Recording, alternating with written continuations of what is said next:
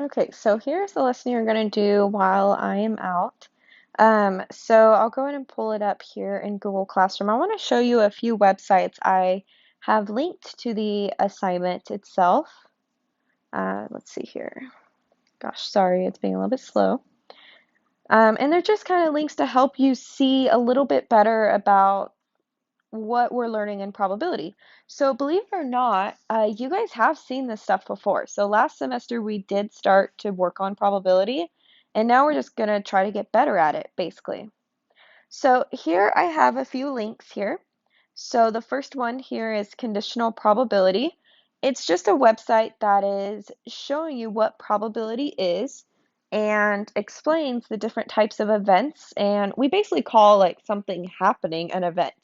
So what is the chance of the event of flipping a heads on a coin? So that would be called an event, is flipping the heads.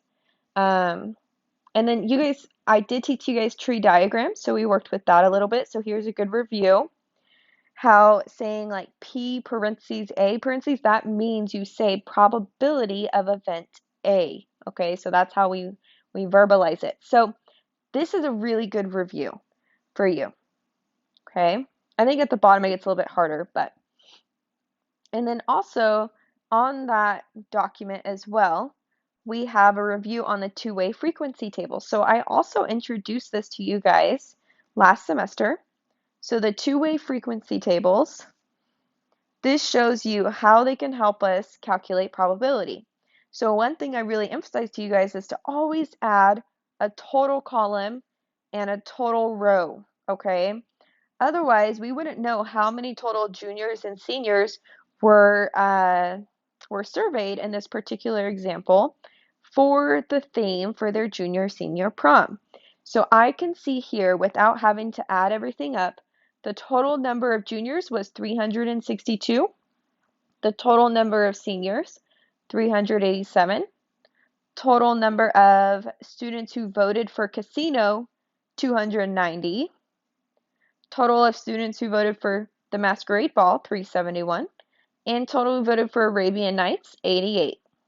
Okay, so then you can actually really analyze your data whenever you have a table like this and find the probability that, say, a junior voted for casino and compare it to those students who did not vote for casino. Okay, so this tells you a little bit more about two-way frequency tables and has a bunch of examples here in a video example. Please look through this. Take some notes. This would be really, really good review for you even next week before you get started with your new work next week while I'm not there. Please use this as a resource. I really liked reading through this. It made sense to me, and I am a student, like if I think of myself in high school, I was a student who struggled with probability.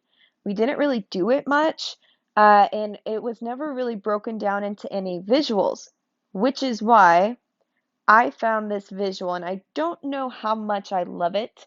Um, but if you really are a visual learner, this might help you.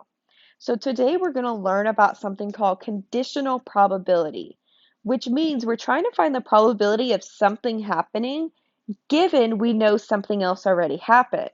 So we can say, all right, what is the probability that a student is in band if we know that they're in Miss Champlin's math class? So what I would do is I would go look at your schedules. I would add up how many students are in band from your class, and then I would divide that by the total number of students in my class because I gave you the information. You are in Miss Champlin's class, or the student is. So I want to know, all right, well, what is the chance I have a student who's in band, right? If I randomly select a student, what is the probability that that random student is in band? So that's conditional probability, is if I know they're a student in my class, what's the probability that they're in band? So this is kind of an example of this, all right? So if you play around here, you'll see that things change, okay? So the first thing is the probability of some event A happening if probability of B were to happen as well, okay? So you see right here, the little n means and. So the bottom thing is, what's the probability of A and B happening? Okay? So here, as you change it, you'll notice that if I change the B or if I change the A, the probability of A and B also changes. So watch, what if I completely took away one of them? Now I only have the probability of B, so you only see blue dots falling through the line. Okay? What if I took that away? You see these dots? The gray dots mean nothing. That means that they're not falling in the category of event A, of being in my class, or, A, I guess, would be the band, or being in my class, right? Versus being in the band. So if I have no students who are in my class, obviously it's going to be a 0% probability, right? But what if I have students who are in my class, right? These are all my students who are in my class. 100% of my students are in my class, right? They're all in my class. They're my students. So what if I knew that 30, let's say I had 100 students in my class. What if 40 of them were in band? Well, if I picked a random student, you see all the purple ones that are falling there? Those are all the probabilities of students who are in band in my class and in my class. All the blue ones are on the outside. All the blue ones. Those are representative of all the students in my class who are not in band, right? So if I have all my students are my blue ones, but some of you turn purple if you're in band as well. So this is something that you want to really read through. I've looked at this several times and tried to think of it many different ways. So I hope that that kind of helped you understand just a little bit what it's showing you here. The purples are the conditional probability. That's what those are. So they show you like what is the probability of something happening if something else does. You look at the conditional probability of those two events happening at the same time out of whatever other event you're given, whatever other event you know about. Okay, so your head might be like, what did she just talk about? Let's go look at today's lesson, and I think it'll start making more sense. So today we're going to start off talking about rolling dice. Okay, so this is also another link on today's classroom assignment. Let's go ahead and start off by reading the problem. So make sure that you have this open in Kami. If you're at home, you can print it. I recommend you maybe watch the video on your phone with headphones. Let the sub know that that's what you're doing if you're in class, and be honest, okay? And then use your whole Chromebook screen to write on Kami. That would probably be what I would do if I were a student. All right, pause the video anytime. Please try to pause it often to make sure you get all the notes down and you don't miss anything I say, and that you try it on your own as well, okay? So here we go. When two events can occur either simultaneously or one after the other, how can you calculate the probability of one of them occurring when you already know the other has happened? You will investigate this question today. Then you will use conditional probabilities to determine if two events are independent of each other. Okay? So the first problem is called 8 the hard way. So let's talk about what that means. I'm going to read this aloud. Maribel is playing the board game 8 the hard way with her friends. Each player rolls 2 dice on his or her turn and moves according to the sum on the dice.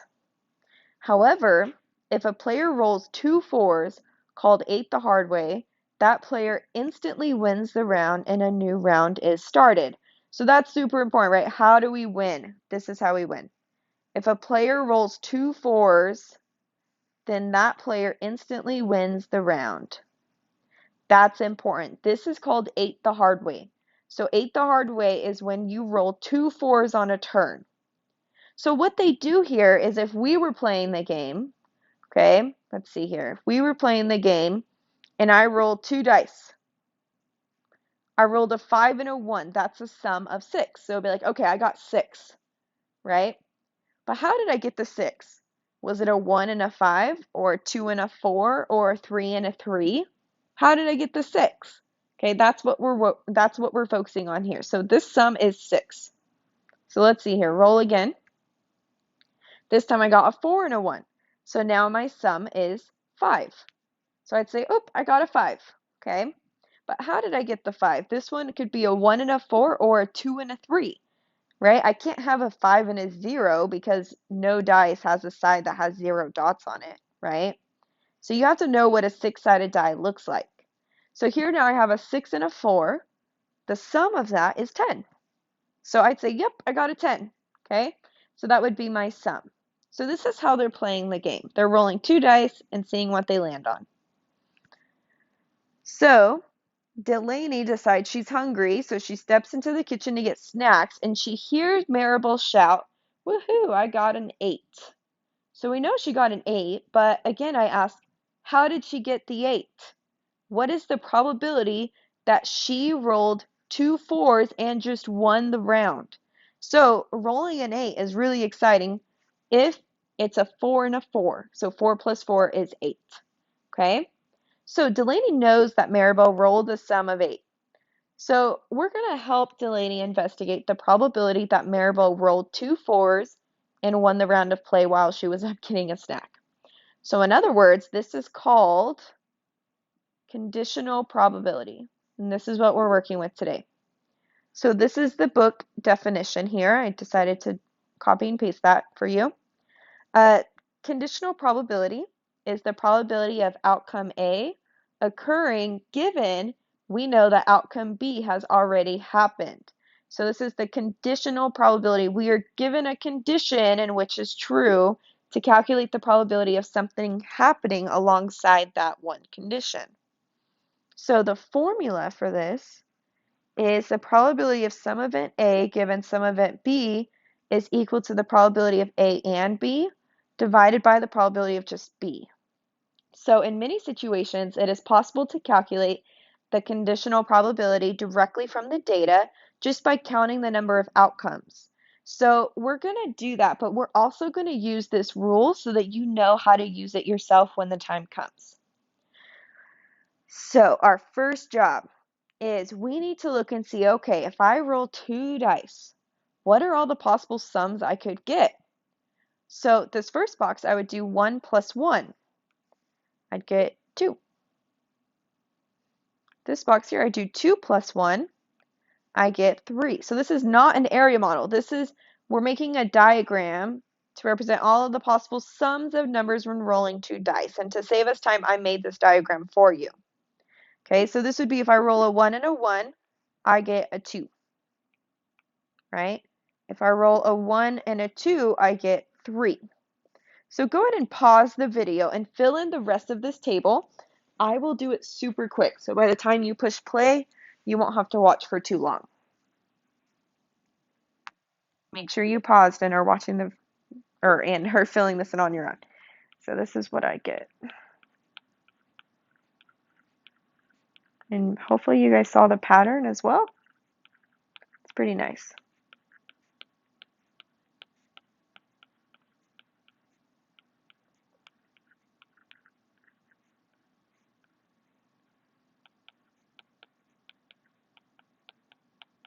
Okay, so these are all the possible sums that we get, okay? So let's see what they want us to do with these.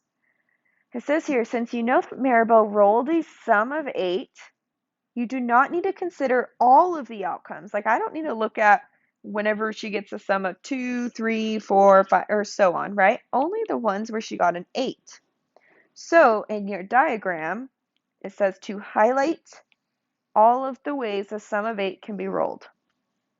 So I see a sum of 8 right here, here, here, here, and here. Okay? So that is the sum of 8. So how many different ways can a sum of 8 be rolled? Well, 5 different ways. And they're highlighted above so I see the work. So make sure you always show your work like that. If it says to highlight, you better highlight.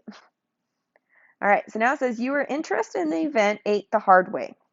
So what did this mean again, 8 the hard way?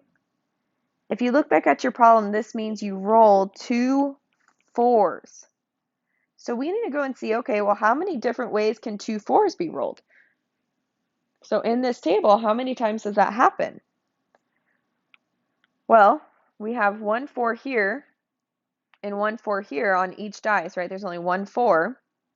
So 4 plus 4 is 8. That would be 8 the hard way. So how many possible ways? Just one way. There's only one way to get that. So there's only one way to get the 8 the hard way. Okay? Remember to pause as you're like soaking in all this information, all right, and soaking in the process that we're doing this. What is the probability of the event 8 the hard way, given that you know that Maribel rolled a sum of 8? Well, here, let's go and set up our formula. I want to teach you how to use this. If you ever see the word given, that means conditional probability right away. That would be the probability of some event A given some event B. In our case, it's she rolled a sum of 8. This is equal to the formula, the probability of both A and B happening at the same time, or both being true, out of the probability of just B happening by itself. Okay, so in this instance, we have the first probability, or we want to know the probability of 8 the hard way, and you can even see it right here. What is the probability of the event 8 the hard way given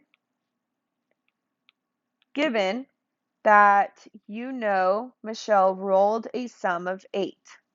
So the B is all the sums of 8. So that's what you would write, like actually write out in words, sum of 8.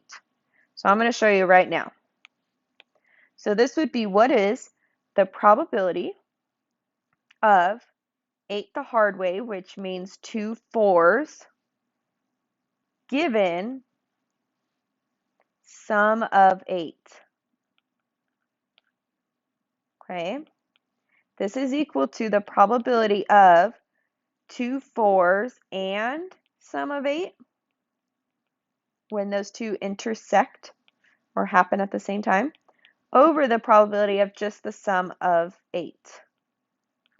And this is where I got it from. You can use the color coding I used here. So the A, probability A, is the 2 4s. Okay, so that's the A. And then the B is the sum of 8, the fact that it is a sum of 8. Okay, so if you just get used to using the formula and plugging in, you'll be good to go. So what is the probability of 2 4s and sum of 8? So that and means that I want to look and see, okay, I have 2 4s and the sum of 8. How many times does that happen? We already answered this question, remember? This happens one time. One. Having 2 4s and a sum of 8 at the same time happens only one time. Well, then what is the probability that I roll a sum of 8? Just a sum of 8, right? Just that. Well, it looks like I have 1, 2, 3, 4, 5. 5 different ways I can roll a sum of 8. So this probability is 1/5, and I'm done. I always recommend to students that you learn to write probabilities as not only a fraction, but a decimal and a percentage. Because with multiple choice tests or even word problems that ask you to specify a percentage or something, you need to know how to convert from fraction to decimal to percent, from percent to decimal to fraction, etc. So that's the answer. That's the probability that who was it? Who went to go get? Okay, so that's the probability that Maribel rolled a hard 8, right? Or 8 the hard way. All right, so here's a new one. Becca rolls high, meaning that she rolls a sum of 9 or more. She rolls high. So right now, I want you guys to go back up to that table. Highlight all of the ones where she rolls a sum of 9 in a new color. It's a sum of 9 or more. So it'd be a sum of 9 or any sum that's higher than 9 as well. So pause the video and go ahead and do that on your own. Highlight the boxes where you have a sum of 9 or more.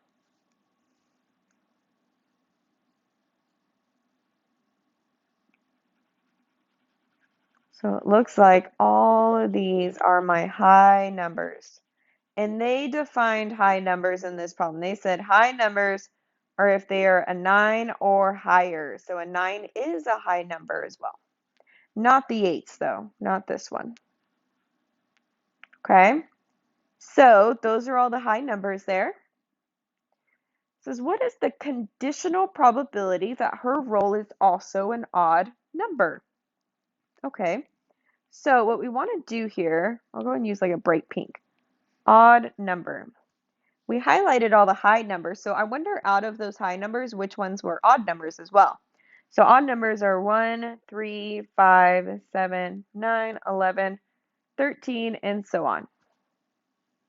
Okay, so go back up to the table and outline the boxes of any odd numbers that are also a high number, 9 or more. Pause the video. Okay, so hopefully you pause. So my odd numbers, I have 9s are all odd. I'm going to go ahead and erase there we go. I'll make that 8 a lot smaller. There we go. 11s are also odd. The 10 and the 12s were even. Okay, now that I'm looking at this, it looks like that other 10 was selected, so maybe I'm not going to do boxes. Maybe I'll do circles. So I'm going to circle all the ones that are odd, because it looked like my 10 was boxed there in the middle. So those are all the ones I have that are odd numbers that are also high numbers. So with the conditional probability again, whoops, this is what is the conditional probability? So what is the probability of A given B? The formula is the probability of A and B, or sometimes students just write both. They get into that habit, and that's fine if you know what that means. It's just both things happening at the same time. So here I have, we know that she rolled a high number. So the thing that we know is our given B. That's what we already know. Okay? We don't know if she rolled an even or an odd number, but we do want to know what is the probability she rolled an odd number. Okay, I could have easily said, all right, what's the probability she rolled an even number? But this case, it was odd. So this is the probability of an odd number given we know it is a high number. Okay? So what this means is the probability of, we have odd and a high number. Oops.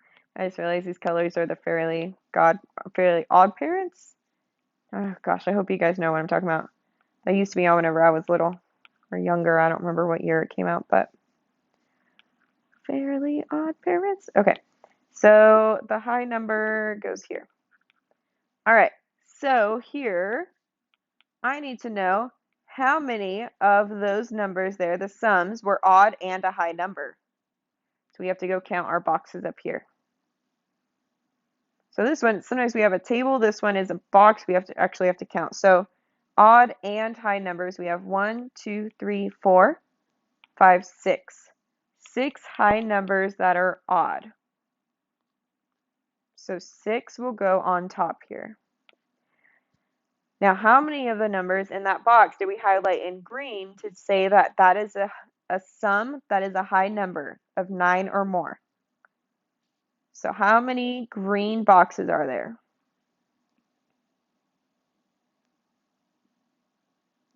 Next to me, we have 1, 2, 3, 4, 5, 6, 7, 8, 9, 10.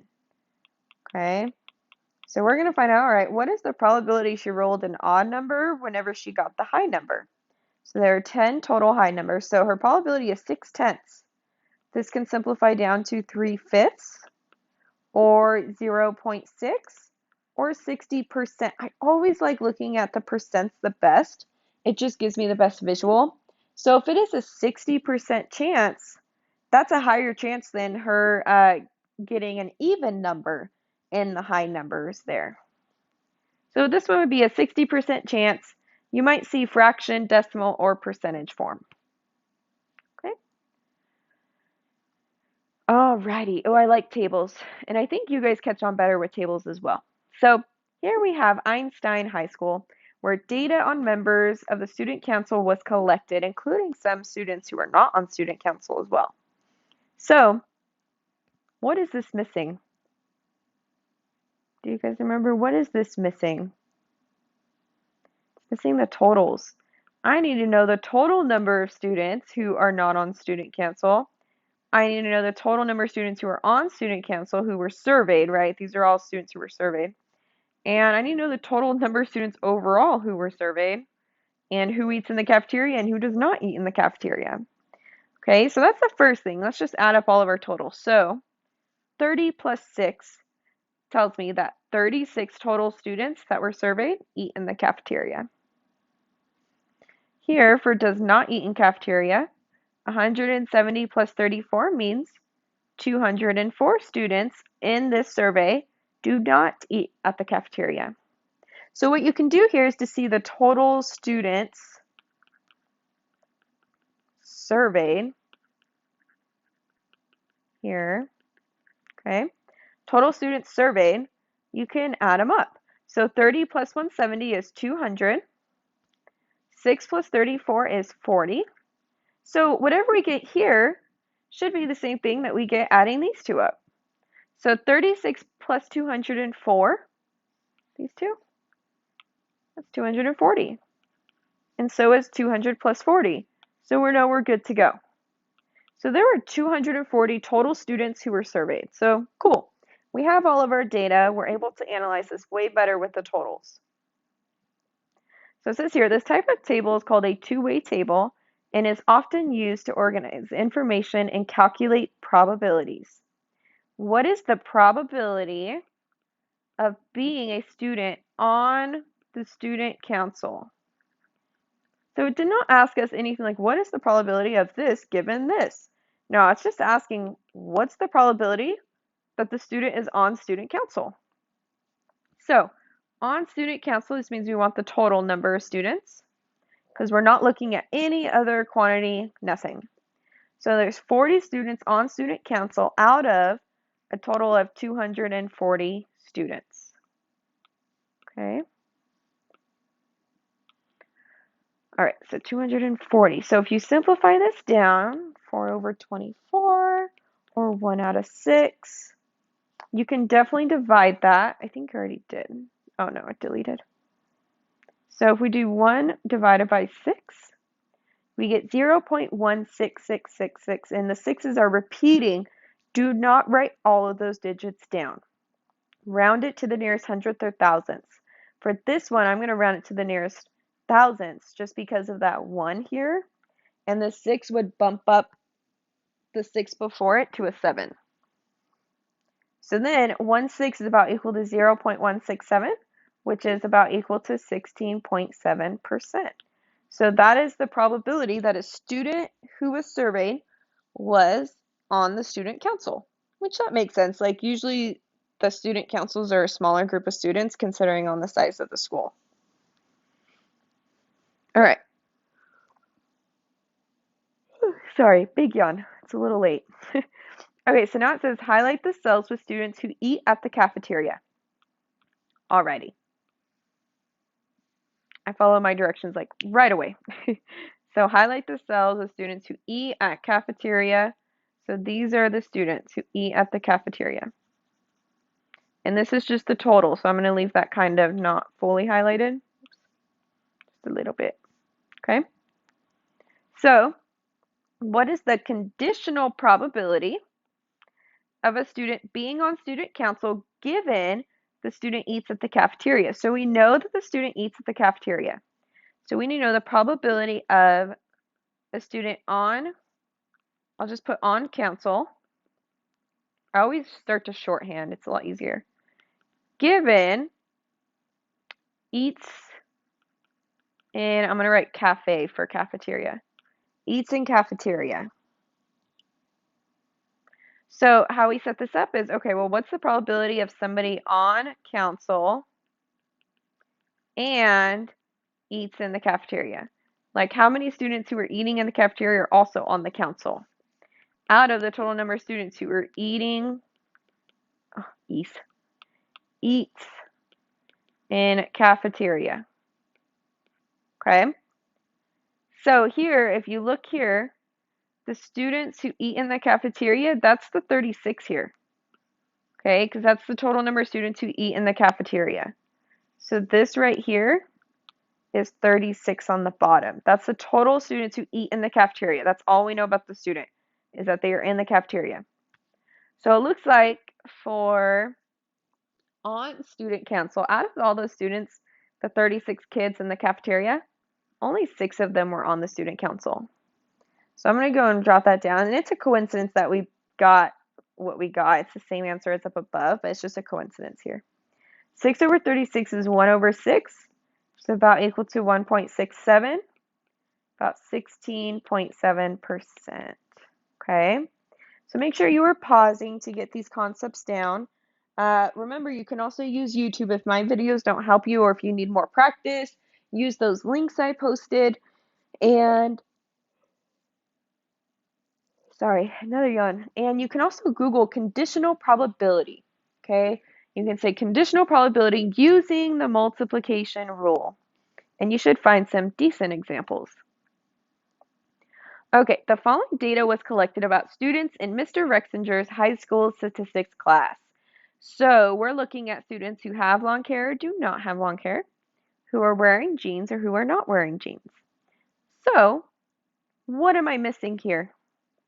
What do I need to do first? Look at my table.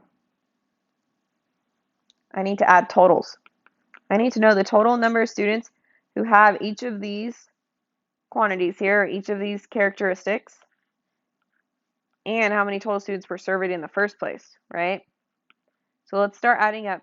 Has long hair, 7 plus 7 is 14.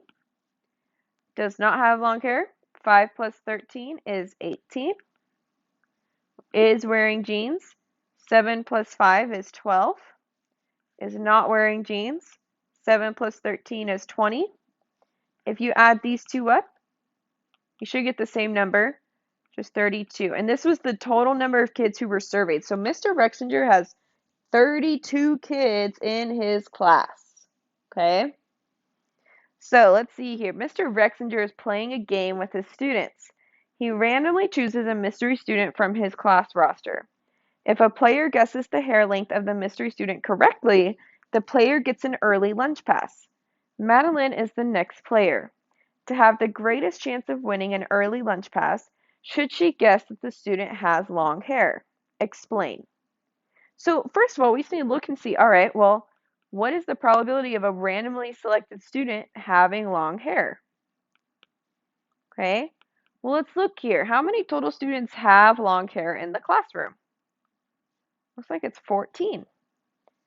Okay, so 14 students have long hair.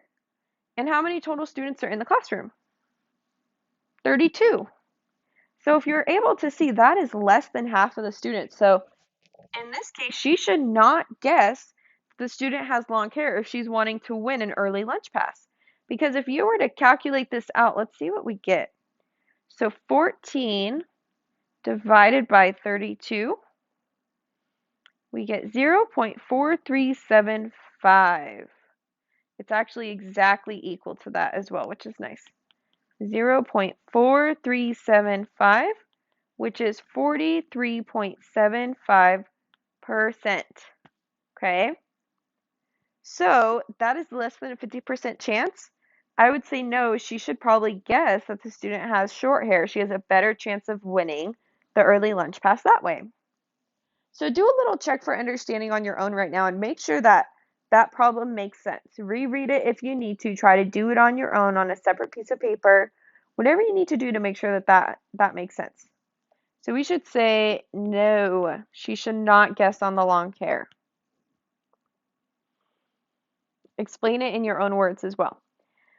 All right, so now Mr. Rexinger is giving the students more information about the student who he randomly selected from class. Nobody can see the student, right? So he said that the mystery student is also wearing jeans. This is our given. They have given us the information that the student is also wearing jeans. So now we want to know, okay, well, What is the probability of me selecting a long hair student given they're wearing jeans? The way you would calculate this, well, first I'm going to write this a little bit smaller.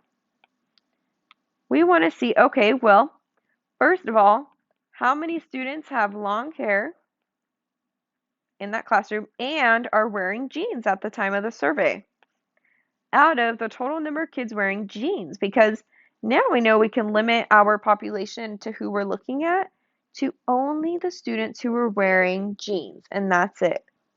Okay, so here, long hair and jeans. Long hair, and I usually like draw a line all the way across and then draw a line all the way across, and then you see where they intersect. And that one right there is long hair and wearing jeans. So this one is 7. What is the probability of that person, of some random person selected wearing jeans? Well, you want to look at the total. Wearing jeans, 12 students, when surveyed, were wearing jeans.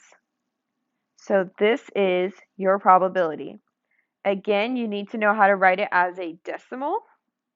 So we get 0.583 repeating. So we're going to say it is 7/12 is about equal to 58. Okay. Oop. Oh my goodness. There we go. 0.583 repeating, which is about 58.3%. And if you're not sure how to get it over to percent, you just multiply your decimal by 100. And then it'd be 58.3% rounded. Okay? So that looks like that's it. So please make sure that you review what we learned. Try to write down in your own words on another piece of paper in Cami or here if you have room. What is conditional probability? Like, what did we just do here? Try to write it in your own words as though you're explaining it to a friend who's seeing it for the first time. All right, you guys got this.